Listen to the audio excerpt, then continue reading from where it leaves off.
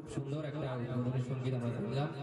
আমাদের মঞ্চে উপস্থিত রয়েছে মাননীয় শ্রী মানুষ ভৌমিক মহাশয়, বেতার শিল্পী। আমরা গান শুনে নেব, তবে এই মুহূর্তে নয়, সময় মতো উপযুক্ত সময় হলে স্যার আমাদেরকে একটা নিশ্চয়ই শোনাবেন। এটা স্যারের কাছে আমাদের মানবিক আর্জি রইল। তার আগে আমাদের মধ্যে আমি দেখতে পাচ্ছি যে আমাদের অসংখ্য শ্রোতা রয়েছেন, ভিন্ন ভিন্ন অবস্থানে দাঁড়িয়ে রয়েছেন। আপনারা কিন্তু শুনছেন, আপনাদেরকে আমরা মানবিক এবং সামাজিক আর্জি, আপনারা প্লিজ মঞ্চের সম্মুখে চলে আসুন। এখন আমরা বরণ করে নেব মাননীয় স্বামী বল্লভানন্দজি মহারাজ, ভারত সেবাশ্রম সংঘ, সাধুহাট চণ্ডীপুর, ডায়মন্ড হারবার, সাধুহাট চণ্ডীপুর। স্বামী বল্লভানন্দজি মহারাজ ব্যাচ করিয়ে এবং উত্তরণের স্বীকৃতি স্বরূপ উত্তরীয় ব্যাচ চন্দনের ফোঁটা দিয়ে বরণ করে নিচ্ছেন অনিন্দিতা শাহ মহাশয়া। ব্যাচ করিয়ে চন্দন দিচ্ছেন তন্ময়ী হালদার এবং উত্তরণের স্বীকৃতি স্বরূপ উত্তরীয় ও ব্যাচ করিয়ে বরণ করে নিচ্ছেন অনিন্দিতা শাহ। উত্তরণের স্বীকৃতি স্বরূপ উত্তরীয়টা পরিয়ে দেবে ম্যাডাম শুক্লা বৈদ্য মহাশয়া। একটু করতালিতে উৎসাহিত করবেন।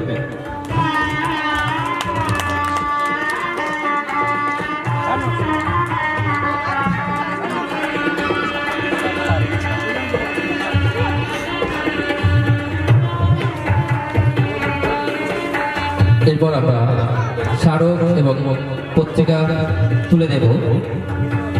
দিচ্ছেন আমাদের মাননীয়া শুক্লা বৈদ্য মহাশয়, শিক্ষিকা, বিষ্ণুপুর গার্লস হাই স্কুল। করতালিতে একটু উৎসাহিত করবেন। এরপর আমরা বরণ করে নেব মাননীয় ডক্টর রঞ্জিত কুমার সুর মহাশয়কে, ex professor of Indian statistics of institute, Kolkata. চন্দন দিয়ে বরণ করে নেবেন তন্ময়ী হালদার এবং ব্যাচ করিয়ে বরণ করে নিচ্ছেন অনিন্দিতা শাহ। তার সাথে উত্তরণের স্বীকৃতি স্বরূপ উত্তরীয় পরিয়ে বরণ করে নিচ্ছেন অনিন্দিতা শাহ মহাশয়া, শিক্ষিকা। এরপর আমরা শ্রদ্ধার উপাচার নিয়ে পৌঁছে যাব স্যারের কাছে। শ্রদ্ধার উপাচারটুকু তুলে দিচ্ছেন আমাদের ম্যাডাম শুক্লা বৈদ্য মহাশয়। এর করতালিতে উৎসাহিত করবেন। আপনাদের ধন্যবাদ। এরপর আমরা বরণ করে নেব মাননীয় মানুষ ভৌমিক মহাশয়কে। চন্দন দিয়ে বরণ করে নিচ্ছেন তন্ময়ী হালদার এবং ব্যাচ ও উত্তরণের স্বীকৃতি স্বরূপ উত্তরীয় পরিয়ে বরণ করে নিচ্ছেন অনিন্দিতা শাহ। সাথে শ্রদ্ধার উপাচার পৌঁছে দিচ্ছেন আমাদের মাননীয়া শুক্লা বৈদ্য মহাশয়। একটু করতালি দেবেন। আপনাদের করতালিটুকুই আমাদের কাছে মণিমাণিক্য হয়ে থাকবে। আমাদের জীবনের আনন্দ আশ্রমে আমাদের জীবন দেবতার ফুল এভাবেই আমরা সারা জীবন ফোটাতে চাই। আপনারা একটু আমাদের সঙ্গে সহযোগিতা করবেন। এরপর আমরা বরণ করে নেব মাননীয় অজিত কুমার নস্কর মহাশয়কে, ট্রাস্টি সম্পাদক মাননীয় অজিত কুমার নস্কর মহাশয়। চন্দন ও উত্তরণের স্বীকৃতি উত্তরীয় দক্ষিণ ট্রাস্টি সভাপতি মাননীয় অজিত কুমার নস্কর মহাশয়। চন্দন আমাদের সঙ্গে তো হৃদয় চন্দন থাকছেই, তার সাথে ব্যাচ এবং উত্তরণের স্বীকৃতি স্বরূপ উত্তরীয় এবং শ্রদ্ধার উপাচার।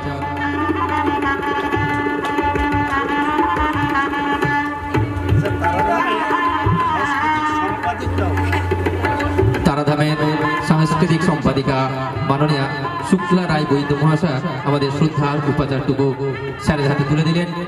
এরপর আমরা বরণ করে নেব মাননীয় উত্তম কুমার বৈদ্য মহাশয়, ট্রাস্টি প্রতিষ্ঠাতা, ট্রাস্টি সম্পাদক এবং মূল উপদেষ্টা। আমরা বরণ করে নেব মাননীয় উত্তম কুমার বৈদ্য মহাশয়কে। একটু করতালিতে উৎসাহিত করবেন। ব্যাচ এবং উত্তরণের স্বীকৃতি স্বরূপ উত্তরীয় এবং শ্রদ্ধার উপাচার নিয়ে আমরা পৌঁছে যাব স্যারের কাছে। মূল প্রতিষ্ঠাতা, সম্পাদক, উপদেষ্টা, যার ঐকান্তিক সচেষ্টা আজকের আমাদের এই মানিকা তারাধাম প্রগতি সেবা সংঘকে আমাদের কাছে সামনে এনে দিয়েছে সেই উত্তম কুমার বৈদ্য মহাশয়। এরপর আমরা বরণ করে নেব মাননীয় প্রসেনজিৎ নস্কর মহাশয়, শিক্ষক, হটুগঞ্জ হাই স্কুল। আমরা বরণ করে নেব প্রসেনজিৎ নস্কর মহাশয়। চন্দন এবং উত্তরণের স্বীকৃতি স্বরূপ উত্তরীয়, ব্যাচ এবং শ্রদ্ধার উপাচার।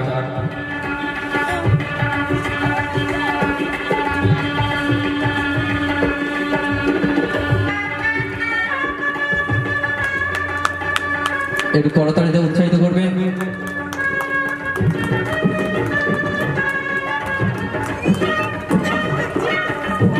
ধন্যবাদ। এরপর আমরা বরণ করে নেব মাননীয়া শিক্ষিকা মনিকা চ্যাটার্জি নস্কর মহাশয়কে। চন্দন এবং উত্তরীয় ও ব্যাচ করে বরণ করে নেব মাননীয়া মনিকা চ্যাটার্জি নস্কর মহাশয়কে।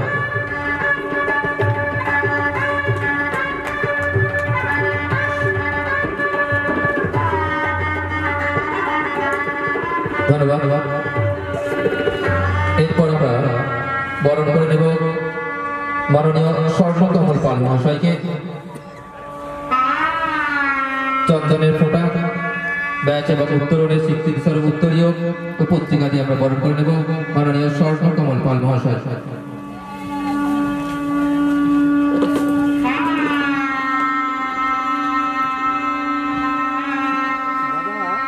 পরিচয়টা একটু দাদা এক্স কি আপনি একটু বলে দিন।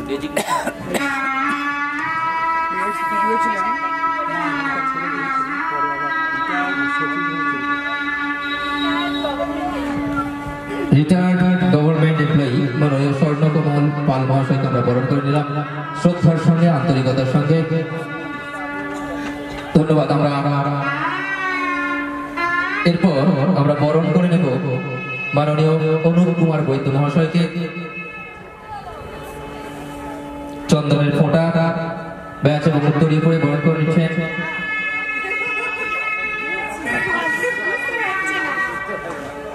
অনুপ কুমার বৈদ্য মহাশয়, তারাধামের নাট্য গোষ্ঠীর সম্পাদক মাননীয় অনুপ কুমার বৈদ্য মহাশয়। কালকে অসাধারণ যাত্রা অভিনয় করেছেন চৈতন্যদেবের ভূমিকায়। জয়দেবের গীত গোবিন্দম শ্লোকটি খুব দারুণভাবে পাঠ করেছিলেন। আমরা বরণ পর্ব শেষ করলাম। আমাদের মঞ্চে উপস্থিত যে সমস্ত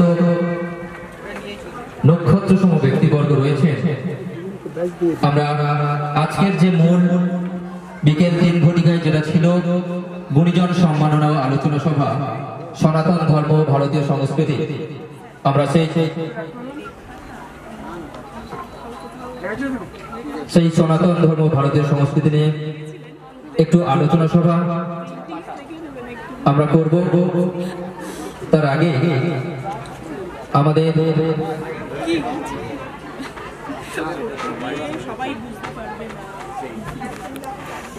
স্বাগত ভাষণ দিয়ে আমরা শুরু করব। আমাদের স্বাগত ভাষণে প্রতিষ্ঠাতা, সম্পাদক ও উপদেষ্টা মাননীয় উত্তম কুমার বৈদ্য মহাশয়।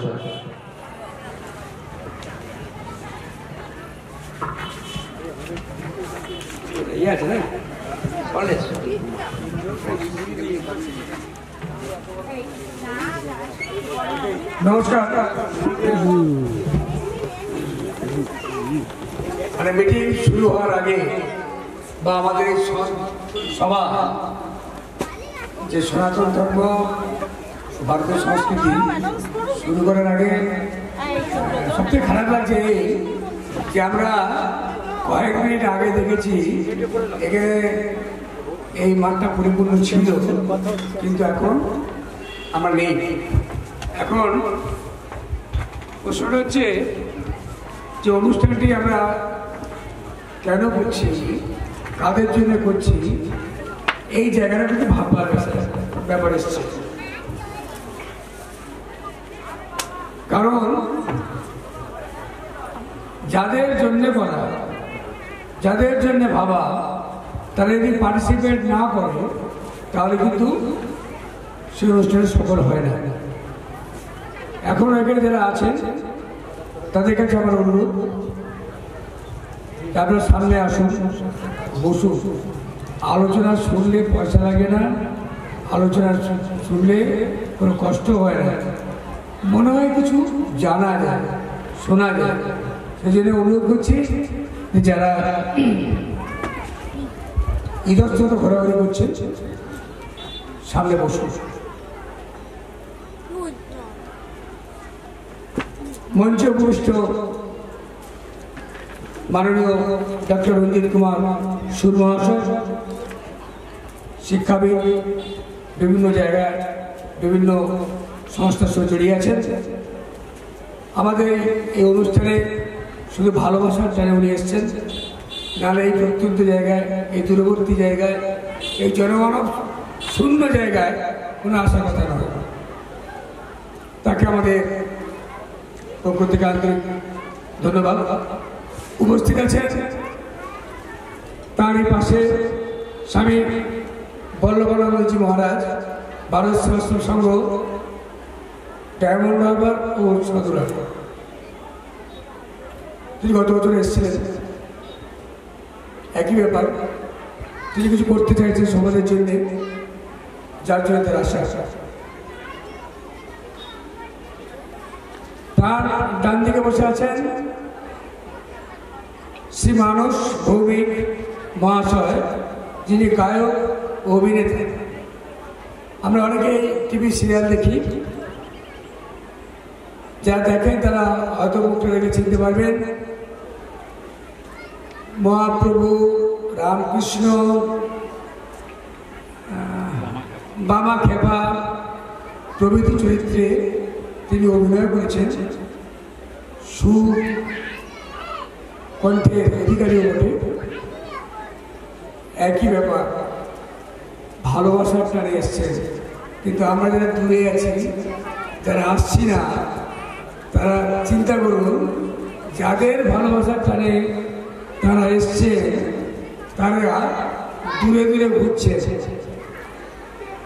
আরো মঞ্চে আছেন আমাদের সভাপতি মহাশয় আছেন, শিক্ষক প্রসেনজিৎ নস্কর আছেন, শিক্ষিকা মনিকা চ্যাটার্জি আছেন,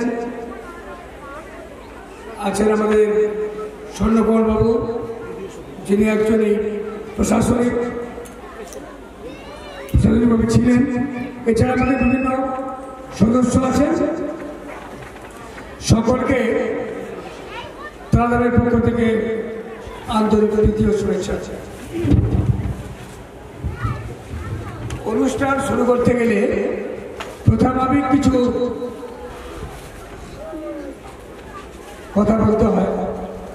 আজকের যে জায়গায় আমাদের মানিকা তারাধন তৈরি হয়েছে, এটা হয়েছে 2020 সালে এলাকার সকল জাতি, ধর্ম, বর্ণ ও সম্প্রদায়ের আন্তরিক সদিচ্ছা, এক আধ্যাত্মিক ও মানবিক ভাবনায় সামাজিক অবক্ষয় রোধে আমরা শুরু করেছিলাম 2019 সালে, কিন্তু আমরা প্রতিষ্ঠা করেছি 2020 সালের 7ই ফেব্রুয়ারি। অনুষ্ঠানে উপস্থিত ছিলেন আত্মাবী রামকৃষ্ণ সংঘের সাধারণ সম্পাদক ব্রহ্মচারী মুরাল ভাই, তার সঙ্গে তুলাপুরি আশ্রমের মহারাজ ছিলেন সরিষা রামচন্দ্র বিশ্বনাথ স্বামীর মহারাজ ছিলেন এবং এলাকার জনগণ ছিলেন।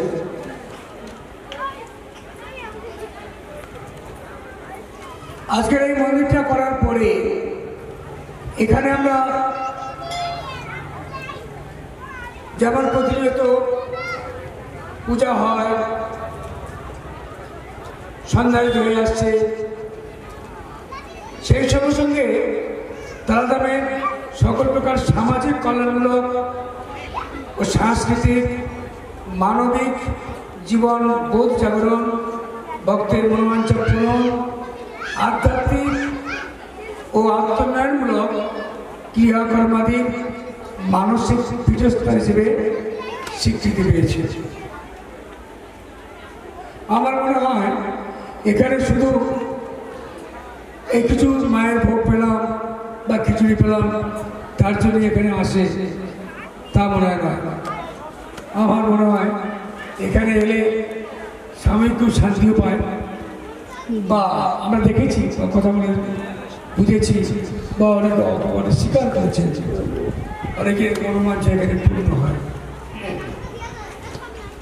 বা মায়ের টানে আসে বিভিন্ন কারণে। যাই হোক, এখন এখানে প্রতিনিয়ত সকালবেলা করে মানে আমাদের তো যা পরিস্থিতি, আমরা কর্মবিমুখ হয়ে গেছি, শুধু ওষুধ খেলে চলে না, যার জন্য প্রতিদিন সকালবেলা এখানে প্রাণায়াম ও যোগার অনুশীলন চলে, প্রশিক্ষকও আসেন। আমার মনে হয় বেশ কিছু বয়স্ক ব্যক্তি বা যারা রোগাক্রান্ত ব্যক্তি তারা সুফল পেয়েছে। পরিবেশ আমরা তৈরি করার চেষ্টা করছি।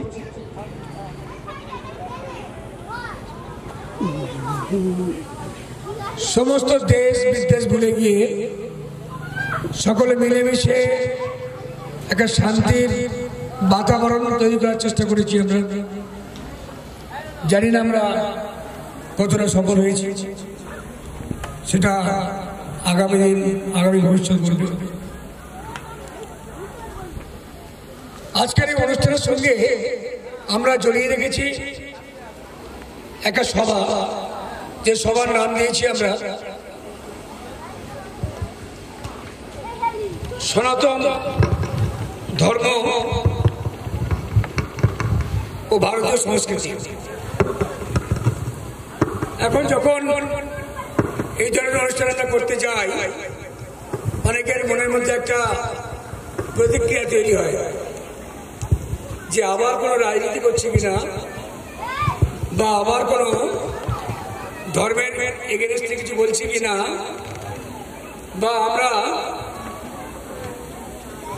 সমাজের কোনো অনুন্নয়নমূলক কাজের সঙ্গে জড়িয়ে পড়ছি কিনা। এখন সকলকে সম্মান জানিয়ে বলছি, এখন যদি বলি আমরা যে সনাতন ধর্ম, এই সনাতন ধর্ম নিয়ে আমরা গুটি কয়েক লোক পড়াশোনা করেছি বা আলোচনা করি, কিন্তু আমরা আগে থেকে বড় বড় মন্তব্য করে দিই, ও বাবার এইগুলো হবে, একটা বিরাট যেন বিস্ফোরণ ঘটে গেলে এরকম একটা ব্যাপার।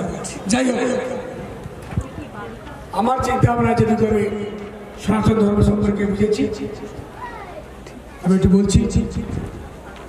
কাছে না এলেও যারা দূরে আছে তাদেরকে অনুরোধ করবো একটু মন দিয়ে শুনবেন।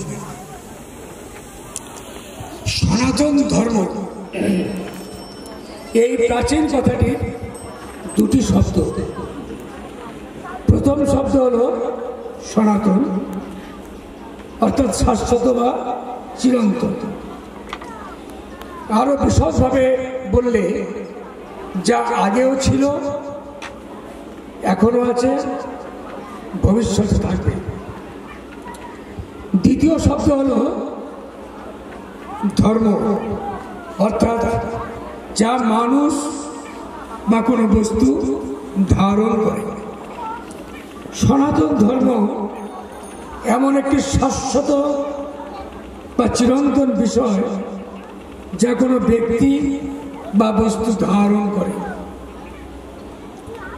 প্রকৃতি সৃষ্ট প্রতিটি ব্যক্তি, বস্তু বা জীবনের নিজস্ব ধর্ম আছে। যেমন জলের ধর্ম নিম্নগামিতা, নিরাকার, যখন যে পাত্রে রাখা যায় তার আকার ধারণ করে। আবার জীবের তৃষ্ণাও মেটায়, সজীব রাখতে সাহায্য করে। একইভাবে যদি আমরা আগুন নিয়ে চিন্তা ভাবনা করি, আমরা দেখব আগুনের ধর্ম হল ঊর্ধ্বগামিতা, তাপে পড়াতে সাহায্য করে। এইভাবে যদি আমরা প্রতিটি ক্ষেত্রে দেখি, প্রকৃতি সৃষ্ট প্রত্যেক বস্তুর নিজস্ব বৈশিষ্ট্য বা ধর্ম আছে। একইভাবে প্রকৃতি সৃষ্ট উদ্ভিদ উপযুক্ত পরিবেশ পেলে বীজ থেকে গাছ জন্মায়, জল পেলে সতেজ হয়। পরিণত বয়সে ধর্ম ও গুণ অনুযায়ী এক একটি গাছ এক এক ধরনের ফল প্রদান করে। প্রকৃতি সৃষ্ট লৌহের ধর্ম যেমন কাঠিন্য, আবার তাপ দিলে লাল হয়, নরম হয়ে যায়। আবার ধর্মানুযায়ী ঠান্ডা হলে আবার কঠিন হয়ে যায়। ধর্ম প্রকৃতি সৃষ্ট, আমরা পরিবর্তন করতে পারি না।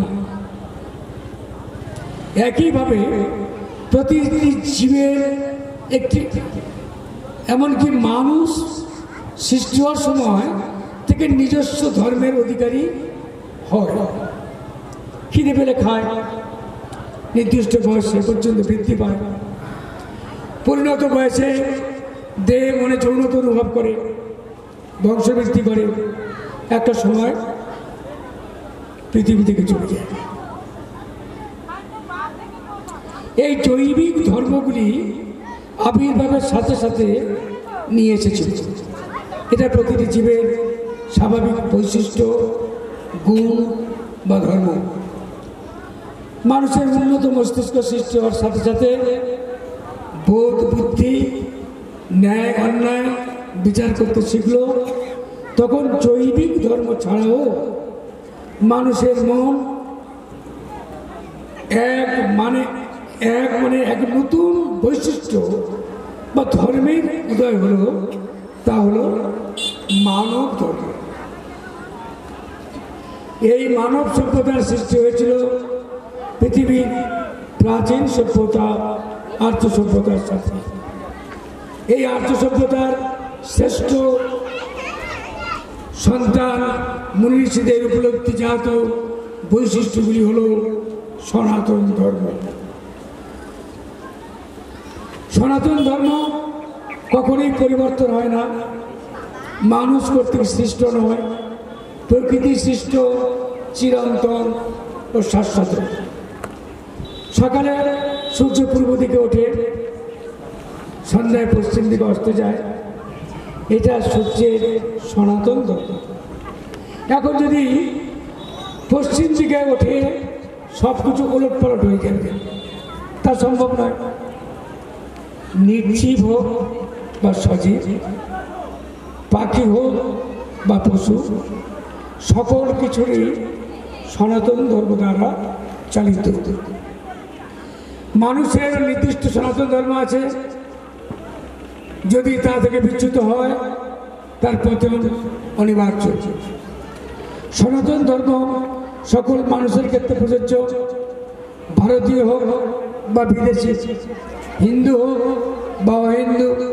সনাতন ধর্ম সকলের জন্য প্রযোজ্য, যা জীবনের মৌলিক প্রক্রিয়াকে নিয়ন্ত্রণ করে। স্বামীজি ধর্মীয় সংকীর্ণতা ও ধ্বজাধারিতার বিরোধী। তিনি বলেছেন, দরজা খোলা রাখতে হবে আর চোখ মেলে চারিদিকে তাকাতে হবে। তোমাদের আশেপাশে কত লোক তোমার উপর প্রত্যাশা করে আছে, তাদের সাহায্য করো। ক্ষুধার্তকে অন্ন দাও, তৃষ্ণার্তকে জল দাও, যথাসাধ্য পরের উপকার করো, তাতেই মনের শান্তি পাবে। অন্যের জন্য ভালো কিছু ভাবা, অন্যের জন্য বিশেষ কিছু চিন্তা করা, তার জন্য প্রয়োজন নিজেকে জানা। নিজেকে জানতে হলে আত্মাকে জানতে হবে, আর তা হলো মন ও বুদ্ধির সমন্বয়। অর্থাৎ আত্মা হলো মন ও বুদ্ধির সমন্বয়। বিশেষভাবে নিজেকে জানাই হলো আধ্যাত্মিকতা। ভারতবর্ষ আধ্যাত্মিক দেশ, যেখানে আজও সনাতন ধর্ম বিদ্যমান। মানুষ যা সৃষ্টি করে সেটা হলো মত বা পথ। প্রকৃতি যেটা সৃষ্টি করে সেটা হলো ধর্ম। সনাতন ধর্মের কোনো প্রবর্তক নেই। প্রকৃতি সৃষ্ট এই জ্ঞান বা উচ্চ মার্গের ধারণা। সনাতন ধর্ম কোনো কিছু মানুষের উপর চাপিয়ে দেয় না। সাধারণ মানুষের প্রবৃত্তির একটি সংবিধিবদ্ধ রূপ।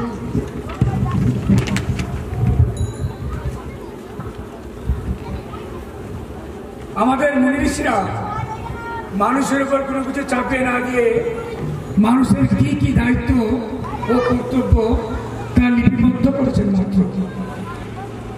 প্রকৃতি সৃষ্ট সনাতন ধর্ম মানুষকে মানুষ হতে বলে আগে। মানুষের একমাত্র ধর্ম মনুষ্য, যা সমাজকে ধরে রেখেছে। এটা একটা সদাচার, মানুষের চেতনার উন্মেষ ঘটায়। বর্তমানে সনাতন ধর্ম ও হিন্দু ধর্ম সমার্থক। হিন্দু বলতে এটি ভৌগোলিক পরিচিতি।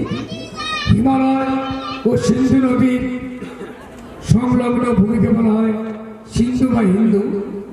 এই এলাকায় বসবাসকারীকে বলা হয় হিন্দুস্তানি। গড়ে তোলে আর্য সভ্যতা বা হিন্দু সভ্যতা। ধর্ম রিলিজিয়ান শব্দ দুটি আমরা গুলিয়ে ফেলি। রিলিজিয়ান কথার অর্থ মানুষ সৃষ্ট নিয়ম নীতি দিয়ে বেঁধে রাখা। মুসলিম, খ্রিস্টান, বৌদ্ধ প্রভৃতি রিলিজিয়ান বা ধর্ম প্রবর্তক আছে, অর্থাৎ কোনো বিশেষ ব্যক্তি দ্বারা মত বা পথ সৃষ্টি করা হয়েছে।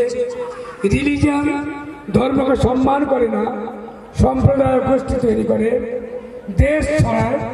কিন্তু ধর্ম রিলিজিয়ানকে সম্মান করে, মুক্তির কথা বলে। বসুধৈব কুটুম্বকম, ধর্ম কর্ম কর্তব্য শেখায়।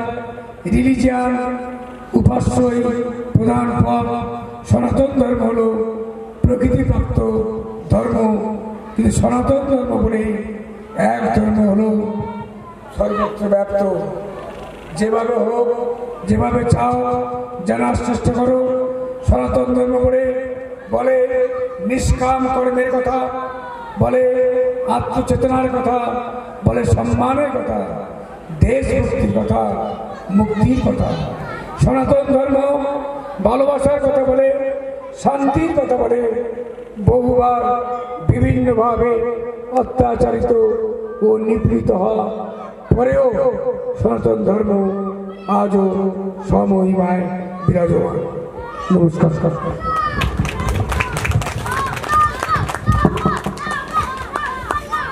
ধন্যবাদ। খুব সুন্দর বক্তব্য রাখেন আমাদের প্রতিষ্ঠাতা, সম্পাদক ও মূল উপদেষ্টা মাননীয় উত্তম কুমার বৈদ্য মহাশয়। আমাদের ভারতীয় সংস্কৃত সনাতন ধর্ম নিয়ে সংক্ষিপ্ত বক্তব্য রেখেছেন। সেখানে কয়েকটা শব্দ খুব সুন্দরভাবে আমার হৃদয়কে ছুঁয়ে গেছে। ধর্ম ধারণ করে, অর্থাৎ যে ব্যক্তি নিজেকে যেমন ভাবে ধারণ করবে সেই ব্যক্তি তেমন ভাবে নিজেকে গড়ে তুলবে। তো আমরা কথা বাড়াবো না, আমরা আমাদের দুই ব্যক্তি বরণ করে নেব। মাননীয় ইন্দ্রনাথ কাঞ্জি মহাশয়কে চন্দনের ফোঁটা, ব্যাচ এবং উত্তরণের স্বীকৃতি স্বরূপ উত্তরীয় পরিয়ে বরণ করে নিচ্ছেন অনিন্দিতা সাউ।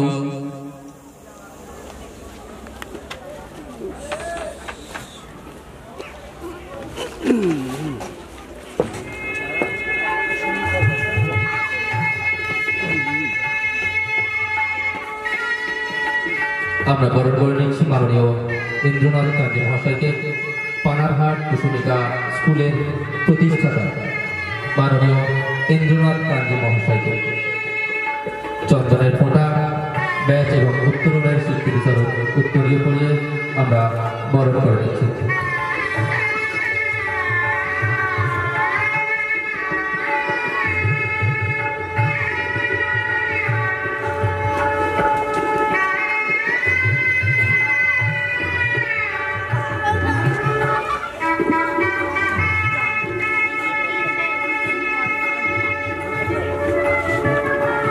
এরপর আমরা বরণ করে নেব মাননীয় সুরজিৎ হালদার মহাশয়কে চন্দন, ব্যাচ এবং উত্তরণের স্বীকৃতি স্বরূপ উত্তরীয় পড়িয়ে আমরা বরণ করে নেব। বরণ করে নিচ্ছে অনিন্দিতা শাহ।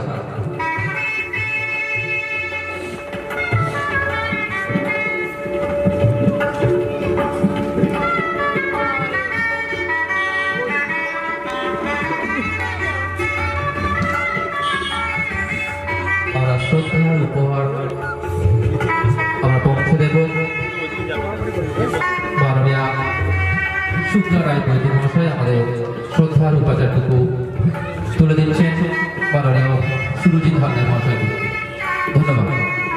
এরপর আমাদের ভারতীয় সংস্কৃতি ও সনাতন ধর্ম নিয়ে কিছু বলার জন্য আমরা অনুরোধ করব মাননীয় স্বামী বল্লভানন্দজি মহারাজ, ভারত সেবাশ্রম সংঘ, সাধুঘাট, চণ্ডীপুর। আমি অনুরোধ করব আপনারা আমাদের সমগ্র এলাকাবাসীর মঙ্গলের উদ্দেশ্যেই কিন্তু আমাদের এই মানিকা তারাধাম ও প্রগতি সেবাশ্রম সংঘ প্রতিষ্ঠিত হয়েছে। তো আপনাদেরকে অনুরোধ, আপনারা একটু এগিয়ে আসবেন, আমাদের সঙ্গে সহযোগিতা করবেন। আমাদের মঞ্চে আমরা অনেক হাট দেখেছি, কিন্তু চাঁদের হাট যদি দেখতে চাই তাহলে কিন্তু মঞ্চেই আমাদেরকে দেখতে হয়। আমাদের সেই চাঁদের হাট আমাদের মানিকা তারাধাম প্রগতি সেবাশ্রমের প্রাঙ্গণে আমাদের উজ্জ্বল নক্ষত্ররা আলোকিত করছে আমাদের এই মঞ্চকে। এখন ভারতের সংস্কৃতি ও সনাতন ধর্ম নিয়ে কিছু বলার জন্য অনুরোধ করছি মাননীয় স্বামী বল্লভানন্দজি মহারাজকে।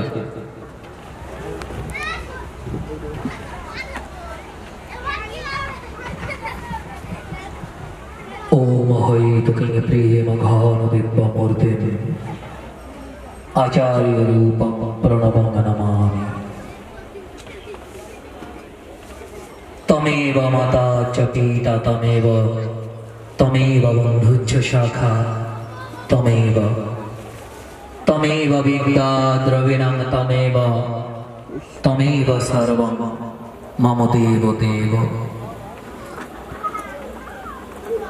ओम सृष्टि स्थिति विनाशानां शक्तिभूते सनातने गुणाश्रय गुणमयी नारायण नमस्ते।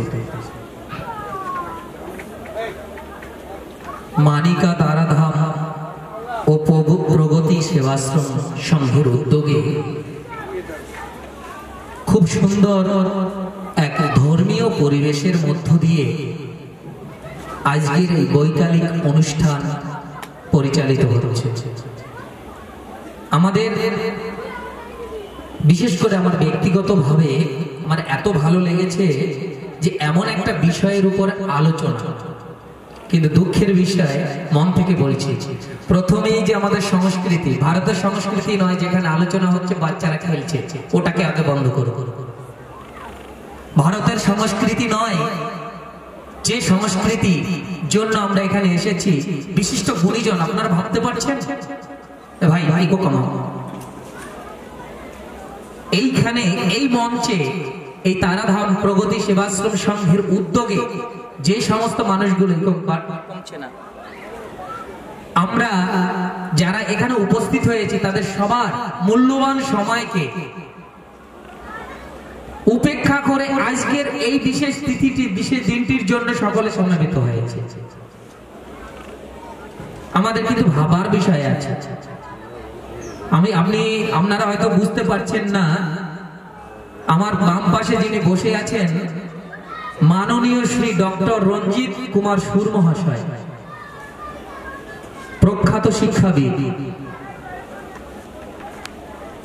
বিশিষ্ট ব্যক্তি, সমাজসেবী, কত ডেজিগনেশন ওনার সাথে যুক্ত করলেও আজকে আমরা ভাবতে পারবো না, বুঝতে পারবো না তিনি আমাদের মধ্যে এসে উপস্থিত হয়েছেন। আমার ঠিক ডান পাশে যিনি বসে আছেন মানস ভৌমিক মহাশয়, আমি ওনার নামের সাথে ঠিক খানিকটা পরিচিত ছিলাম কিন্তু সাক্ষাৎ হয়নি। ইনিও ভারত সেবাশ্রম সংঘের অনুসারী, ভারত সেবাশ্রম সংঘের প্রতিষ্ঠাতা যুগাচার্য শ্রীমৎ স্বামী প্রণবানন্দজি মহারাজের আদর্শকে পাথেয় করে তিনি চলছেন। যত যত মহাপুরুষগণ আমরা দেখতে পাই গতাগত ভাবে নয়, যারা সনাতন ধর্মের জন্য কিছু করে গেছেন, বিষয়টা কি দেখেছেন? একবার আমরা উপলব্ধি করার চেষ্টা করছি। ইকোটাই তো কমছে না, আমার ভালো লাগছে না। মনে রাখতে হবে এই সনাতন কথাটার অর্থ খানিকটা বলে গেছে, ধর্ম কথার অর্থ খানিকটা বলে গেছে। এই কয়েকটা শব্দবন্ধের মধ্যে সনাতন হিন্দু ধর্ম নয়। আমাদের জীবন চর্চায় যদি আমি যখন আসছিলাম প্রথমেই আমার খুব ভালো লাগছিল, এটাই তো ভারতের সংস্কৃতি। কি না, মায়ের পোশাক পাওয়ার জন্য ভক্তরা মাঠ ভেঙে এসেছে, পোশাক পেয়ে আবার মাঠ ভেঙে বাড়িতে যাচ্ছে। ভালো লাগছিল, খুব সুন্দর লেগেছিল, এটাই ভারতীয় সংস্কৃতি। কিন্তু ভালো লাগছে না এখন যে আমাদের মধ্যে ভারতীয় সংস্কৃতির আঙ্গিকে আমরা কতজন মানুষ এখানে রয়েছি। তবে এটা আমাদের অনেক সৌভাগ্যের বিষয় যে যে কজন মানুষ আপনারা আছেন আপনারা অতীব সৌভাগ্যবান। জানেন তো এই পারমাণবিক বোমা তৈরি হয় ইউরেনিয়াম দিয়ে। যারা বিজ্ঞানের ছাত্র আমার চাইতে বেশি ভালো জানেন, মঞ্চে উপস্থিত যারা আছেন বিশিষ্ট শিক্ষাবিদ, শিক্ষক শিক্ষিকা, আমি সবাইকে আমার সঙ্গের তরফ থেকে সবাইকে ধন্যবাদ জানাই। ইউরেনিয়াম পারমাণবিক বোমা তৈরি করতে খুব বেশি লাগে না, কিন্তু তার শক্তি কি? আমাদের হাজার হাজার মানুষ আসতে পারে। এই একজন মানুষের, আমার বাম পাশে যিনি বসে আছেন রঞ্জিত কুমার সুর মহাশয়, ওনার টাইটেলটার সাথে আমরা বলে দিচ্ছি সুর। ভাবতে পারছেন ভারতের আধ্যাত্মিকতা, এই আধ্যাত্মিকতার যদি আমরা একটু উপলব্ধি করার চেষ্টা করি, যারা বিশেষ করে আমি ওনার একটু লেখার সামান্য একটু দেখছিলাম, ওনার একটা স্মারকলিপি তৈরি হয়েছে, তাতে ওনার একটা লেখা দিয়েছেন। এখানে সামান্য একটা কথা এক জায়গায় দেখছিলাম যে আমাদের ধমনীতে ধমনীতে, আমি একটু বিস্তার করে বলছি অন্যভাবে, যে আমাদের সনাতন হিন্দু ধর্মের হিন্দু কথাটা এসে যাচ্ছে, অটোমেটিক্যালি আসবে সেখানে। সনাতন কথাটা বলার সাথে সাথে হিন্দু কথাটা এসে যাবে। কেন না, আমাদের আর্য ঋষিরা, আমাদের ভগবান পরম্পরায় যে মহাপুরুষ দিব্য পুরুষগণ আমাদের মধ্যে এসেছেন, তাদের পবিত্র স্রোত আমাদের ধমনীতে ধমনীতে সঞ্চারিত, প্রবাহিত। তাদের বংশধর আমরা, আমাদের মধ্যে সেই ওজ শক্তি, আমাদের মধ্যে সেই ক্ষাত্র শক্তি, আমাদের মধ্যে সেই আধ্যাত্মিকতার পরিপূর্ণ মাত্রা বিদ্যমান, কিন্তু আমরা কতটুকু প্রকাশ করতে পারছি?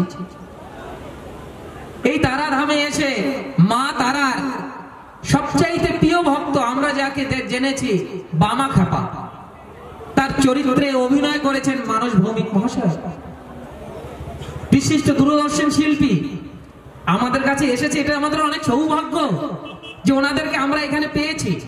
আমি এই কথাগুলো আজকে আলোচনার বিষয় নয়, তথাপিও বলছি। কেন জানেন তো, এটাই ভারতের সংস্কৃতি। তারা আমাদের ডাকে সাড়া দিয়ে এসেছেন, কিন্তু আমরা নিতে পারছি না। গুরু মহারাজ অর্থাৎ যিনি ভারত সেবাশ্রম সংঘের প্রতিষ্ঠাতা যুগাচার্য শ্রীমৎ স্বামী প্রণবানন্দজি মহারাজ এক জায়গায় বলছেন, যে আমার আশীর্বাদ চায় সে আমার আশীর্বাদ পায়, যে আমার আশীর্বাদ ঠিক ঠিক চায় সে আমার আশীর্বাদ ঠিক ঠিক পায়, যে আমার আশীর্বাদ চায় না তাহার কাছে আমার আশীর্বাদ গিয়েও ফিরিয়ে আসে।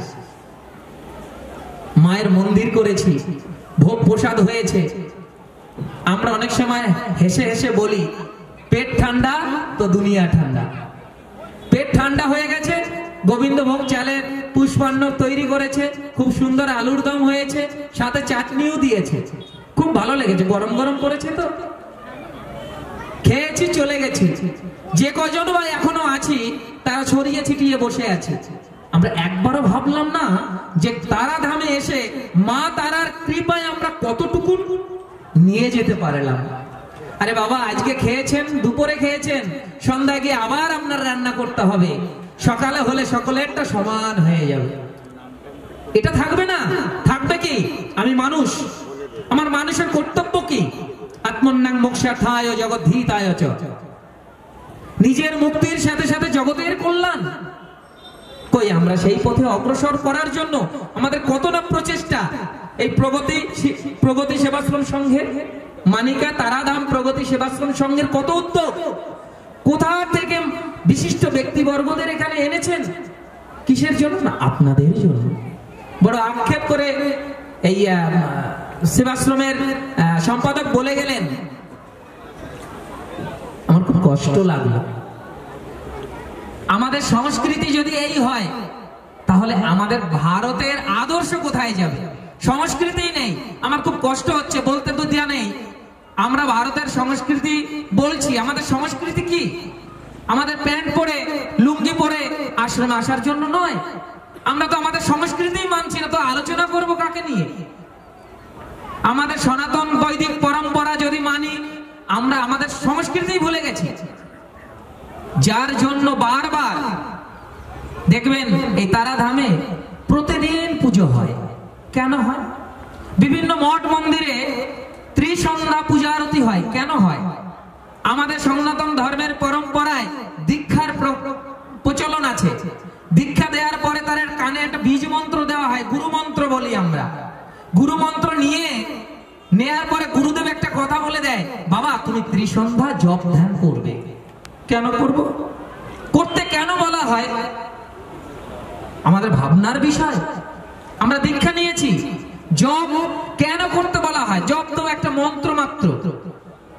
এটাই আমাদের সংস্কৃতি। কেমন সেটা ভাবার বিষয় আছে। দেখুন, আমি কে, আমরা প্রতিটা মানুষ আমরা আলাদা, কিন্তু আমাদের ভাবনাটা চাই। আমাদের ভাবনা কি? আমরা কি ভাবে নিচ্ছি? আমরা অনেকে ভাবি আজকে তারাধামে আমরা পুজো দিতে এসেছি, সারা রাত জেগে আছি, মায়ের সামনে বড় বড় পাঠা, ছোট পাঠা নয়, বড় পাঠা বলি দিলে মা আমাকে বড় আশীর্বাদ করবে। এত সোজা নয়। মায়ের কাছে বড় কিছু দিলাম, বড় ডালা দিলাম, মা আমাকে বড় আশীর্বাদটা দেবেন না। আমরা অনেক সময়, আমার খুব হাসি লাগে, কিছু কিছু মন্দিরে যখন যাই, যখন প্রসাদ ভাঙা হয়, ভাঙা বলে না নাকি, ব্রাহ্মণ ঠাকুরটা বেশি ভালো বুঝবে, ডালা ভাঙা বলে। বলে কি ডালা ভাঙছে, ওই বড়টা আমার, ছোটটা আমার নয়। আমার মনে হয়, সত্যি কথা বলছি, আমার মনে হয় আমার মা যদি, তারা মা যদি সত্যি সত্যি পাঠা খেত, পাঠার রক্ত খেত, কেউ বলি দিত কিনা সন্দেহ। মায়ের কাছে বড় বড় তরমুজ, বড় আপেল, সুন্দর কাশ্মীরি আপেল যদি মা খেত, আমার মনে হয় দ্বিতীয়বার মাকে আর পুজো কেউ দিত না। এটা ভারতের সংস্কৃতি নয়, এটা আধ্যাত্মিকতা নয়, এটা সনাতন পন্থা নয়। সনাতন পন্থা কি না, আমি মাকে পুজো দিচ্ছি, কি ভাবে দিচ্ছি? মায়ের সৃষ্টি জল, মায়ের সৃষ্টি ফল, মায়ের সৃষ্টি ফুল, মায়ের সমস্ত কিছু সৃষ্টি মাকেই তুমি দিচ্ছ। কেমন করে দিচ্ছ? দেখবেন এই রাস্তার পাশেই মন্দির, অনেকের মনের মধ্যে একটা ভাব ভক্তি আছে। অনেকে আছে দেখবেন গিয়ে এরকম করে প্রণাম করে যায়, বাবা গাড়ি চালাচ্ছে, হেঁটে যাচ্ছে, এরকম করে প্রণাম করে না অনেকে। আবার একটু দাঁড়িয়ে অনেকে জোর হাত করে প্রণাম করে, আবার একটু দাঁড়িয়ে গাড়িটা থামিয়ে ভিতরে এসে, দরজা বন্ধ আছে তাতে কি আছে, হাঁটু মুড়ে প্রণাম করে। আবার কেউ ষষ্ঠাঙ্গে প্রণাম করে। কেন করে না? ভাব। বলুন তো দেখি, মায়ের কৃপা কে কতটুকুন পাবে? অনেকেই আমরা বলি যে ভগবান তো সর্বত্র বিরাজমান, সব জায়গায় তো ভগবান আছে, মন্দিরেই যেতে হবে, এমন কি আছে? তাহলে পুস্তকের মধ্যেই তো ডাক্তারি সমস্ত কিছু বিদ্যা রয়েছে, তা কলেজে যাওয়ার কি প্রয়োজন? এই ডক্টর রঞ্জিত কুমার সুর মহাশয় ডক্টরেট হয়েছেন, প্রফেসর, বুঝতে পারছেন? তাহলে তো আমি বই পড়বো, ডেজিগনেশনটা এমনি এমনি এসে যাবে? কলেজে ভর্তি হওয়ার কোনো প্রয়োজন ছিল কি? কখনোই নয়। আমি তো বই পড়ে ডক্টর হয়ে যেতে পারতাম। তাহলে মন্দিরে যেতে হবে, পড়তে হবে, সঠিকভাবে নিজেকে তৈরি করতে হবে। তাহলে আপনি ডক্টর বলে স্বীকৃত হবেন না যতক্ষণ না পর্যন্ত আপনার সার্টিফিকেট ইস্যু হচ্ছে, আপনার নামের আগে ডক্টর বসছে, নয় কি বাবা? না, আপনি প্র্যাকটিসও করতে পারবেন না মেডিকেল লাইনে যারা আছে। না হলে কি বলবেন? ভুয়ো ডাক্তার। তার মানে বুঝতে হবে এই তারাধাম প্রতিষ্ঠা হয়েছে মানুষের আধ্যাত্মিকতার উন্নতির কল্পে, উন্নতির জন্য। আমরা আসলাম আর খেয়ে গেলাম, খাওয়া তো প্রতিদিন হয়, সকালে খাই, দুপুরে খাই, বিকেলে খাই, রাতে খাই, খাওয়া আর আসা আর যাওয়া হবে। কিন্তু কি নিয়ে গেলাম, এই ভাবনাটা যদি আমাদের মধ্যে যতক্ষণ না আসবে, সেই ভাব সব সময় দেখবেন ভাব। অনেক মন্ত্রতন্ত্র উচ্চারণ করে পুরোহিতগণ আমাদের এখানে হোম যজ্ঞতি করলেন। তারা তো নিজেদের জন্য ঘরে বসেও করতে পারতেন, এখানে সে করলেন কেন? এই প্রগতি সেবাশ্রমের সংঘের যে সদস্যরা রয়েছে তারা ধামে, তারা তো নিজেদের জন্য বাড়িতে বসে করতে পারতেন, আরো টাকা পয়সা কম খরচা হতো। আপনাদের জন্য কেন করেছেন? ওই সেই কথা, শাস্ত্রের কথা, আত্মন্নাম মোক্ষার্থায় জগৎহিতায় চ। নিজের মুক্তির সাথে সাথে জগতের কল্যাণ, এই ভাবনাটা চাই সবসময়। এই বাবা খাপার চরিত্র দেখুন, মাকে কেমন করে ভালোবাসছেন। নিজের গর্ভধারিণী মা, যে মা তারা বামা খেপা না হলে তার প্রচার এত হতো কিনা সন্দেহ। বামা খেপা যদি না থাকতো মা তারার প্রচার হয়নি। হয়েছে কার জন্য বাবা? বামা খেপার জন্য। সাধক বামা খেপা মা নিজের গর্ভধারিণী মাকে বলতেন মা, আর তারা মাকে কি বলতেন? বড় মা। মা তারাকে বড় মা বলে ডাকতেন, যিনি আমাদের জগতের জগন্ময়ী, জগতের মাতা। এই মাকে আমরা আরাধনা করছি এত কাছে। মায়ের দেখবেন যে বিগ্রহের মধ্যে প্রাণ প্রতিষ্ঠা হয়, সেই বিগ্রহের মধ্যে মায়ের প্রকৃতি রূপ আমাদের কৃপা করার জন্য প্রতিষ্ঠিত হয়। প্রাণ প্রতিষ্ঠা মানে কি? প্রাণ, আমাদের দেহের মধ্যে প্রাণ রয়েছে, ওই বিগ্রহের মধ্যেও প্রাণ রয়েছে, তাকে জাগাতে হয়। আসলাম, খিচুড়ি খেলাম, চলে গেলাম, এটা আমাদের সংস্কৃতি নয়। আমাদের সংস্কৃতি, আমাদের ভাবনা, যার জন্য আমরা কিন্তু আজকে এখানে সকলে সমবেত হয়েছে। আজকে 3 দিন যাবত, আমি একটু আগে বলছিলাম, ওই মাঠের ঠিক মন্দিরের পাশের মাঠে মাটি ফেলেছে, সেখানের মাটিগুলো সোজা হয়ে আছে, আর এই মাঠের মাটিগুলো সব সমান হয়ে গেছে। কারণ রাত্রে যাত্রা হয়েছিল, এত লোকের ভিড় হয়েছিল যে উঁচু খালা মাটিটাও নিচু হয়ে গেছে। কিন্তু ধর্মের প্রাণ কোথায়? আমরা জানি বিগ্রহের প্রাণ তার হৃদয়ে স্থাপনার মাধ্যমে বিগ্রহের প্রাণ থাকে। প্রতিটা মানুষের মধ্যে প্রাণ আছে। এই অনুষ্ঠানের প্রাণ কোথায়? আজকের এই তারাধাম প্রগতি সেবাশ্রম সংঘের প্রাণ কোথায় বলতে পারেন? যুগাচার্য শ্রীমৎ স্বামী প্রণবানন্দজি মহারাজ বললেন ধর্ম। এই ধর্মের প্রাণ কোথায়? বলছে আচরণ, অনুষ্ঠান আর অনুভূতিতে। আজকে আমাদের আচরণের মধ্য দিয়ে বুঝিয়ে দিচ্ছি যে আমরা কি, কেমন, আমাদের মধ্যে আধ্যাত্মিকতার কতটা উন্মেষ ঘটেছে। হাজার হাজার মানুষের দরকার নেই। এই দেখবেন আপনারা, এই যে এখনো দেখা যাচ্ছে ধানের খড় পড়ে আছে, সব ধানে কি চাল থাকে বাবা? থাকে না। আপনারা যারা এখানে আছেন, আমি মনে করি মায়ের একনিষ্ঠ ভক্ত আপনারা। হাজার হাজারের দরকার নেই, লক্ষের মধ্যে বলে না, কোটির মধ্যে গুটি, কয়েক থাকলেই হবে, আসবে, ভিড় হবে।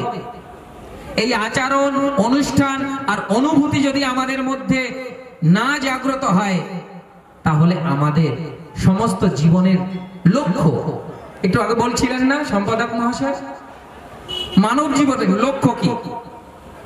আত্মতত্ত্ব উপলব্ধি। গুরু মহারাজ বলছেন লক্ষ্য কি? আমরা যে মনুষ্য দেহ ধারণ করে এই পৃথিবীর বুকে জন্মগ্রহণ করেছি, এই মানুষের লক্ষ্য কি? বলছে আত্মতত্ত্ব উপলব্ধি আর হচ্ছে মহামুক্তি। মহামুক্তি আত্মতত্ত্ব উপলব্ধি। এই আত্মতত্ত্ব উপলব্ধি মানে কি? নিজেকে নিজে জানা। এই আপনারা বসে আছেন, দেখবেন এই আমরা একটু আগে নিজেদের মধ্যে আমাদের কথা হচ্ছিল, আমরা যে কিছু বলবো শুনবে কে? শোনার মানুষ কই? সুর আর অসুর। এই সুর মহাশয় বসে আছে, সুর অর্থাৎ দেবতা, অসুর হচ্ছে যার মধ্যে সুর নেই। দেখবেন একটু আগে একটা গান গাইলো না, তুমি আছো অনল অনিলে চিরনভ নিলে ভূধর সলিলে গহনে, আছো বিটপিলতায় জলদের গায়ে শশী তার গায়ে তপনে। তিনি নেই কোথায়, কিন্তু ছন্দবদ্ধ ভাবে সুরেলা কণ্ঠে সুরের মধ্য দিয়ে, যার মধ্যে সুর লয় তাল নেই, দেখবেন তারাই অসুর। এখানে আছেন অথচ এইখানে নেই, চেয়ারটা ঘুরিয়ে পুকুর দিকে বসে আছেন। আমরা একটু আগেই বলছিলাম এখানে আছি অথচ এই দিকে মন নেই, তার মানে আমরা তালে নেই, সুরে নেই, অসুর। সুর আর অসুর বেশি দূরে নয়। কোথায় স্বর্গ কোথায় নরক কে বলে তা বহুদূর, মানুষের মাঝেই স্বর্গ নরক মানুষেতেই সুরাসুর। খুব বেশি দূর যেতে হবে না, একটু বিচার করে দেখুন তো আমরা কোথায়, কি উদ্দেশ্য করে জন্মগ্রহণ আমাদের, কি উদ্দেশ্য করে আজকের এই অনুষ্ঠানে এসেছি। সেই অনুভূতি যদি না থাকে, সেই আচরণ যদি না থাকে, আমাদের এখানে আসা সম্পূর্ণটা বৃথা। আমি মনে করছি কারোরই বৃথা নয়। কেউ হলেও এই শব্দ তরঙ্গের মধ্য দিয়েও কেউ না কেউ শুনছেন। এই শোনার মানুষ চাই, এই জগতে শোনার মানুষের বড় অভাব। একটু আগায় এই সম্পাদক মহাশয়ের লেখনীতে আমরা পেয়েছিলাম, লোহা কখনো কঠিন কখনো নরম কখনো বা তরল। আমাদের মধ্যে সব সময়ের জন্য তামসিকতা থাকে না, কখনো কখনো আসরিক আসে, তামসিক আছে, আবার রাজসিকতা আসে। বুঝবেন কি করে? সহজ মন্ত্র আমাদেরকে ধরিয়ে দেওয়ার রাস্তা নেই, কেউ বলে না তাই আমরা বুঝতে পারি না। কিন্তু বিশিষ্ট জনেরা আসছে, আজকে এখানে আপনাদের সামনে এসেছেন, তারা বলছেন, বলবেন, শুনবো, রাস্তা দেখিয়ে দিচ্ছেন। আমাদের মধ্যে দেখবেন কিছু কিছু সময়, আমি একদম সহজে একটা কথা বলি, আমাদের মধ্যে এই বর্ষা নেমেছে, ধরুন বর্ষা নেমেছে, এবার আজকে একটু যদি ঝাল ঝাল, বৌমা একটু চপ টপ বানাও তো, এরকম হয় না বাবা? একটু ঝাল ঝাল খেতে ইচ্ছে করে। আমাদের মধ্যে তামসিকতার ভাব উদয় হয়। আবার কখনো কখনো দেখবেন কারো সাথে কোনো ঝগড়া হয়নি, গন্ডগোল হয়নি, অথচ কোনো কিছুই ভালো লাগছে না, চুপচাপ থাকতে ইচ্ছে করছে, একাকী ভাব। সেই সময় বলছে সত্য গুণের উদয় হয় আমাদের মধ্যে। সেই সময়ের মধ্যে যদি সামান্য সময়ে যদি আমরা ভগবানের চিন্তন করি, মনন করি, স্মরণ করি, তাহলে আমাদের আধ্যাত্মিকতার উন্নতি এত দ্রুত হবে যে 50 বছরের সাধনার ফল ওই মাত্র 2 মিনিটে হতে পারে। আমার কথা না, শাস্ত্রের কথা। সেই ভাবনা, সেই চিন্তা সব সময় আমাদের মধ্যে থাকে না। বলছি 1 ন্যানো সেকেন্ড যদি আমরা মনকে স্থির করতে পারি, তাহলে আমাদের অনেক দূর পর্যন্ত 1 সেকেন্ডের 1000 ভাগকে ভাগলে 1 ন্যানো সেকেন্ড হয়। এতটুকুনো মন আমাদের স্থির নয়, এত চঞ্চল আমাদের মন। আর 2-4টে কথা বলে কি আমি মানুষকে স্থির করতে পারবো? বড় বড় মহর্ষিরা আমাদের মধ্যে এসেছেন, সেই রাস্তা দেখিয়েছেন। আমি দেখলাম একটু আগে এই সবার তারাধাম প্রগতি সেবাশ্রমের সভাপতি মহাশয় সেইখানে ঝাড় দিচ্ছে, পরিষ্কার করছিলেন।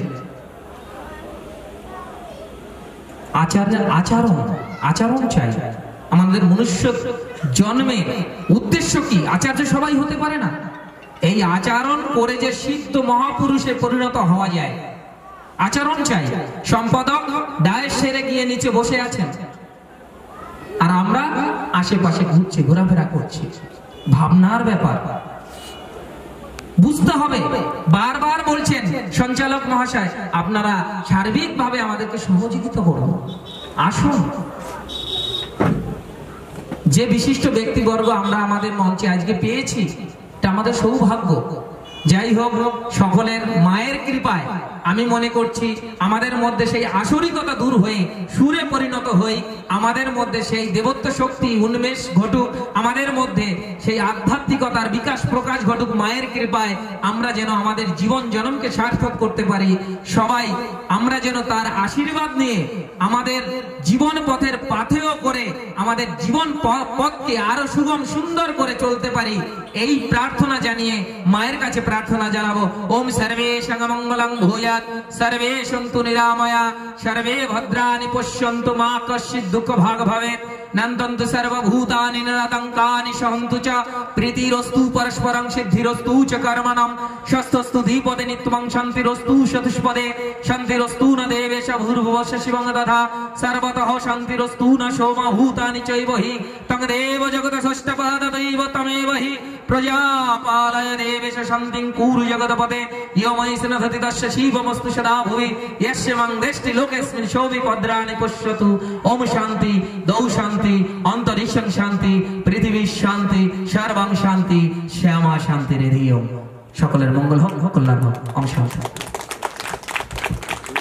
অসংখ্য ধন্যবাদ স্বামী বল্লভানন্দজি মহারাজ মহাশয়কে। খুব সুন্দর আমাদের ভারতীয় সংস্কৃতি এবং সনাতন ধর্ম নিয়ে আলোচনা করলেন। আমার বিশ্বাস হাতে যদি সময় এবং সম্মুখে যদি শ্রোতা থাকতেন তাহলে ওনার বক্তব্য উনি দীর্ঘায়িত করতেন। তো যাই হোক, আমাদের সংক্ষিপ্ত বক্তব্যে আমাদেরকে অনেক কিছু বুঝিয়ে দিয়েছেন, আমাদেরকে কিন্তু এটা বোঝা উচিত। আমি বেশি সময় নেব না, একটা ছোট্ট গল্প বলি। আমাদের মধ্যে যে ব্যক্তি বসে রয়েছেন, সমুদ্র সম পাণ্ডিত্য নিয়ে বসে রয়েছেন মাননীয় ডক্টর রঞ্জিত কুমার সুর মহাশয়। আমরা তার বক্তব্যের অপেক্ষায় রয়েছি। তার আগে আমাদের কিছু কিছু বক্তব্য এবং তার মাঝে আমরা একটা আবৃত্তি শুনে নেব। কিন্তু আমার একটা ছোট গল্প বলি। ডক্টর জহর সেন মজুমদার স্যার চিনবেন,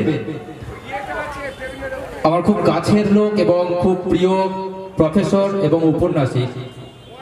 তার সাথে কিছুদিন সময় কাটানোর সৌভাগ্য আমার হয়েছিল। তো আমি সেই ব্যক্তির সঙ্গে একদিন কলকাতাতে গিয়েছিলাম।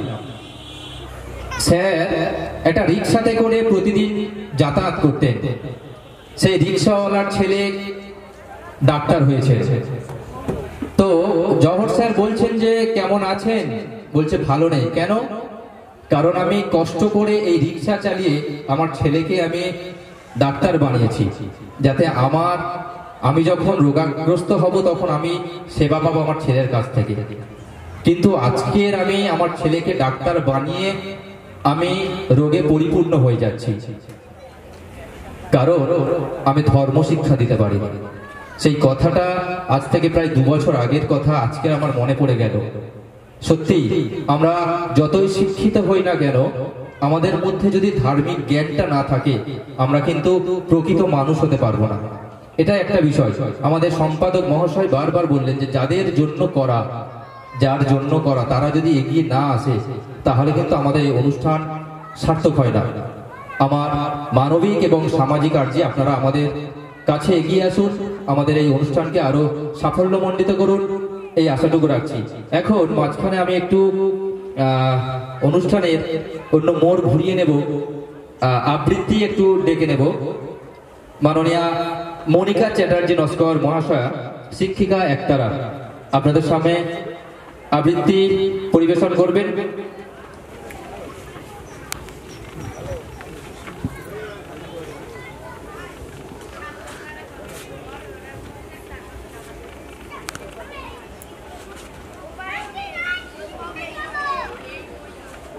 নমস্কার। মঞ্চে উপবিষ্ট সকল গুণী ব্যক্তি এবং যে সমস্ত পুণ্যার্থীরা আজকে এই মন্দির প্রাঙ্গণে উপস্থিত আছেন, সকলকে আমার যথাযথ অভিবাদন জানাই। যে কবিতাটি শোনাবো আজকের এই পরিমণ্ডলে দাঁড়িয়ে আমার শোনাতে ইচ্ছা করছে কবিগুরু রবীন্দ্রনাথ ঠাকুরের লেখা প্রথম পূজা। ত্রিলোকেশ্বরের মন্দির। লোকে বলে স্বয়ং বিশ্বকর্মা তার ভিত পত্তন করেছিলেন কোন স্বয়ং হনুমান এনেছিলেন তার পাথর বহন করে। ইতিহাসের পণ্ডিত বলেন এ মন্দির কিরাত জাতের গড়া, এ দেবতা কিরাতের। একদা যখন ক্ষত্রিয় রাজা জয় করলেন দেশ, দেউলের আঙিনা পূজারীদের রক্তে গেল ভেসে, দেবতা রক্ষা পেলেন নতুন নামে নতুন পূজাবিধির আড়ালে। হাজার বৎসরের প্রাচীন ভক্তি ধারার স্রোত গেল ফিরে। কিরাত আজ অস্পৃশ্য, এ মন্দিরে তাদের প্রবেশ পথ লুপ্ত। কিরাত থাকে সমাজের বাইরে, নদীর পূর্ব পারে তার পাড়া। সে ভক্ত, আজ তার মন্দির নেই, তার গান আছে। নিপুণ তার হাত, অভ্রান্ত তার দৃষ্টি। সে জানে কি করে পাথরের উপর পাথর বাঁধে, কি করে পেতলের উপর রূপোর ফুল তোলা যায়, কৃষ্ণশিলায় মূর্তি গড়বার ছন্দটা কি। রাজশাসন তার নয়, অস্ত্র তার নিয়েছে কেড়ে। বেশে বাসে ব্যবহারে সম্মানের চিহ্ন হতে সে বর্জিত, বঞ্চিত সে পুঁথির বিদ্যায়। ত্রিলোকেশ্বর মন্দিরের স্বর্ণচূড়া পশ্চিম দিগন্তে দেখা যায়। চিনতে পারে নিজেদের মনের আকল্প, বহু দূরের থেকে প্রণাম করে। কার্তিক পূর্ণিমা, পূজার উৎসব। মঞ্চের উপরে বাজছে বাঁশি, মৃদঙ্গ, করতাল। মাঠ জুড়ে কানাতের পর কানাত, মাঝে মাঝে উঠেছে ধ্বজা। পথের দুধারে ব্যাপারীদের পসরা, তামার পাত্র, রূপোর অলংকার, দেবমূর্তির পর রেশমের কাপড়, ছেলেদের খেলনার জন্য কাঠের ডমরু, মাটির পুতুল, পাতার বাঁশি। অর্ঘ্যের উপকরণ, ফল, মালা, ধূপ, বাতি, ঘড়া ঘড়া তীর্থবাড়ি। বাজিকর তারস্বরে প্রলোভ বাক্যে দেখাচ্ছে বাজি, কথক করছে রামায়ণ কথা। উজ্জ্বল বেশে সশস্ত্র প্রহরী ঘুরে বেড়ায় ঘোড়ায় চড়ে। রাজ আমাত্য হাতির ওপর হাওদায়, সম্মুখে বেজে চলেছে শিঙা। কিং খাবে ঢাকা পালকিতে ধনী ঘরের গৃহিণী, আগে পিছে কিঙ্করের দল। সন্ন্যাসীর ভিড় পঞ্চবটের তলায়, নগ্ন জটাধারী ছাই মাথা। মেয়েরা পায়ের কাছে ভোগ রেখে যায়, ফল, দুধ, মিষ্টান্ন, ঘি, আতপ তণ্ডুল। থেকে থেকে আকাশে উঠেছে চিৎকার ধ্বনি, জয় ত্রিলোকেশ্বরের জয়। কাল আসবে শুভ লগ্নে রাজার প্রথম পূজা। স্বয়ং আসবেন মহারাজা রাজহস্তিতে চড়ে। তার আগমন পথের দুই ধারে সারি সারি কলার গাছে ফুলের মালা, মঙ্গল ঘটে আম্রপল্লব। আর ক্ষণে ক্ষণে পথের ধুলায় সেচন করছে গন্ধবাড়ি। শুক্লত্রয়োদশীর রাত, মন্দিরের প্রথম প্রহরের শঙ্খ, ঘণ্টা, ভেড়ি, পটল থেমেছে। আজ চাঁদের উপরে এক খোলা আবরণ, জ্যোৎস্না আজ ঝাপসা। বাতাস রুদ্ধ, ধোঁয়া জমে আছে আকাশে। গাছপালাগুলো যেন শঙ্কায় আড়ষ্ট, কুকুর অকারণে আর্তনাদ করছে। ঘোড়াগুলো কান খাড়া করে উঠছে ডেকে, কোন অলক্ষ্যের দিকে তাকিয়ে। হঠাৎ গম্ভীর ভীষণ শব্দ শোনা গেল মাটির নিচে। পাতালের দানবেরা যেন রণদামামা বাজিয়ে দিল, গুরু গুরু গুরু গুরু। মন্দিরের শঙ্খ ঘণ্টা বাজতে লাগলো প্রবল শব্দে। হাতি বাঁধা ছিল, তারা বন্ধন ছিঁড়ে গর্জন করতে করতে ছুটলো চারদিকে, যেন ঘূর্ণিঝড়ের মেঘ। তুফান উঠলো মাটিতে, ছুটলো উট, মহিষ, গরু, ছাগল, ভেড়া, ঊর্ধ্বশ্বাসে পালে পালে। হাজার হাজার দেশে হারা লোক আত্মস্বরে ছুটে বেড়ায়, চোখে তাদের ধাঁধা লাগে। আত্মপরে ভেদ হারিয়ে কে কাকে দেয় দলে। মাটি ফেটে ফেটে ওঠে ধোঁয়া, ওঠে গরম জল। ভীম সরোবরের দিঘি বালির নিচে গেল শুষে। মন্দিরের চূড়ার মাথা বড় ঘণ্টা দুলতে লাগলো, বাজতে লাগলো, ঢং ঢং। আচমকা ধ্বনি থামলো একটা ভেঙে পড়ার শব্দে। পৃথিবী যখন শান্ত হলো, পূর্ণ প্রায় চাঁদ তখন হেলেছে পশ্চিমের দিকে। আকাশে উঠছে জ্বলে ওঠা কানাতগুলোর ধোঁয়ার কুণ্ডলী, জ্যোৎস্নাকে যেন অজগর সাপে জড়িয়েছে। পরদিন আত্মীয়দের বিলাপে যখন দিক বিদিক শোকান্ত, তখন রাজনৈতিক দল মন্দির ঘিরে দাঁড়ালো, পাছে অসুচিতার কারণ ঘটে। রাজমন্ত্রী এলো, দৈবজ্ঞ পণ্ডিত এলো, স্মার্ত পণ্ডিত এলো। দেখলে বাহিরের প্রাচীর ধূলিসাৎ, দেবতার বেদির উপরে ছাদ পড়েছে ভেঙে। পণ্ডিত বললে সংস্কার করা চাই আগামী পূর্ণিমার পূর্বেই, নইলে দেবতা পরিহার করবেন তার মূর্তিকে। রাজা বললে সংস্কার করো।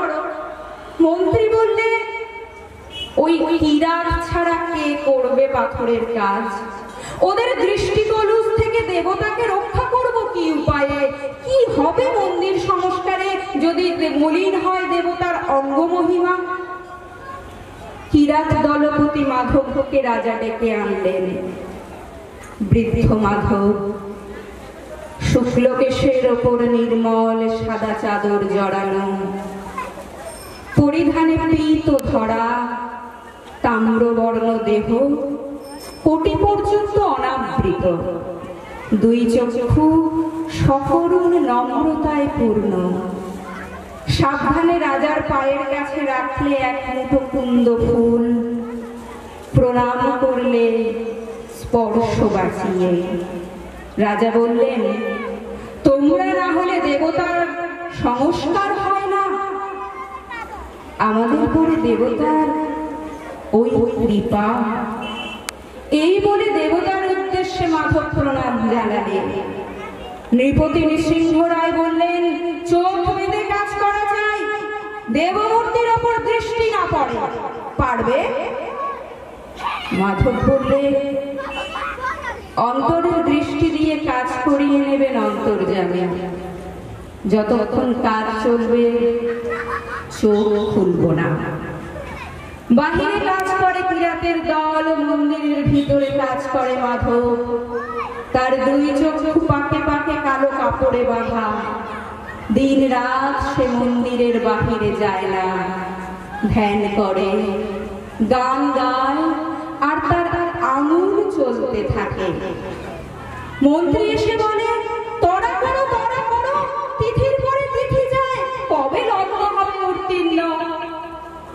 মাধব জোর হাতে বলে, যার কাজ তার নিজেরই তড়া আছে, আমি তো উপলক্ষ মাত্র। অমাবস্যা পার হয়ে শুক্লপক্ষ এলো আবার। অন্ধ মাধব আঙুলের স্পর্শ দিয়ে পাথরের সঙ্গে কথা কয়, পাথর তার সাড়া দিতে থাকে। কাছে দাঁড়িয়ে থাকে প্রহরী, পাছে মাধব তার চোখের বাঁধন খুলে ফেলে। পণ্ডিত এসে বললে, একাদশীর রাত্রে প্রথম পূজার শুভক্ষণ, কাজ কি শেষ হবে তার পূর্বে? মাধব প্রণাম করে বললে, আমি কি যে উত্তর দেব? কৃপা যখন হবে সংবাদ পাঠাবো যথা সময়ে, তার আগে এলে ব্যাঘাত হবে, বিলম্ব ঘটবে। ষষ্ঠী গেল, সপ্তমী গেল, মন্দিরের দ্বার দিয়ে চাঁদের আলো এসে পড়ে মাধবের শুক্লকেশে। সূর্য অস্ত গেল, পাণ্ডুর আকাশে একাদশীর চাঁদ। মাধব দীর্ঘ নিঃশ্বাস ফেলে বলে, যাও প্রহরী, সংবাদ দিয়ে এসো গে, মাধবের কাজ শেষ হলো আজ, লগ্ন যেন বয়ে না যায়। প্রহরী গেল। মাধব খুলে ফেললে চোখের বাঁধন, মুক্ত দ্বার দিয়ে পড়েছে একাদশী চাঁদের পূর্ণ আলো দেবমূর্তির উপরে। মাধব হাঁটু গেড়ে বসলো, দু হাত জোর করে, এক দৃষ্টি চেয়ে রইল দেবতার মুখে। দুই চোখে বইল জলের ধারা। আজ হাজার বছরের ক্ষুধিত দেখা দেবতার সঙ্গে ভক্তের রাজা প্রবেশ করলেন মন্দিরে। তখন মাধবের মাথা নত বেদি মূলে, রাজার তলোয়ার মুহূর্তে ছিন্ন হল সেই মাথা। দেবতার পায়ে এই প্রথম পূজা, এই শেষ প্রণাম। নমস্কার।